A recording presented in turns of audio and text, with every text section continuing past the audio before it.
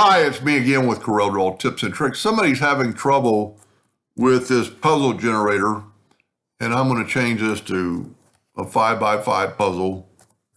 And then you save it as an SVG. You go to download, and then you save it, and you right-click on it and save as. And that's in the first video, which I'll leave a link. But somebody's having trouble with it doing something, and they asked me to not use the picture they're trying to use. So I just cropped that out of this. So I'm going to hit P. And if we go here with this SVG and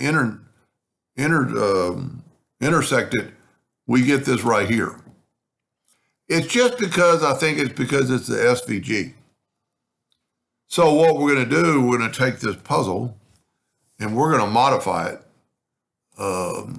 by smart filling. And so I've got, this thing is almost 12. I've got my nudge factor set on 12. I'll use green. I'm going to fill it in and nudge it over. So I'm going to fill in these squares. And what that's doing, that's creating a new object and making it maybe better because it works after we do this. And just fill in every spot. I did that one twice, but it doesn't matter. Now we can actually move this out of the way.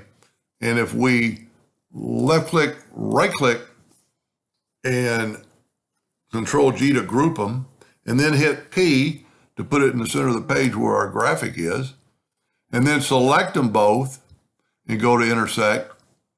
Now you can see that and if we do this, we actually go to object, order, or group and ungroup it. We have individual puzzle pieces. And then if that would give you what it looks like, but there's what it's going to look like to cut out. So if something like that ever happens, just fill it in with a Smart Fill tool, and you can very easily do that. Then the next question was, could you turn this shape into a heart? I think to do this, we'll probably have to group this together and then go to your common shapes or your basic shapes and draw a heart. I'm going to go ahead and hit P. And this you'd probably want to look. I'm going to hit P on both of them. You know, maybe look where the puzzle pieces are going to fit. You know, like that's probably too close to the this right here. And so I would select the heart. Holding down the shift key, it'll grow from the outside out or inside out. That looks pretty good. We're too close there, but you can figure that out. And then go and intersect that. Now you have a puzzle in the shape of a heart. Pretty cool idea. Anyway, I hope that answered those two questions, and thank you for watching.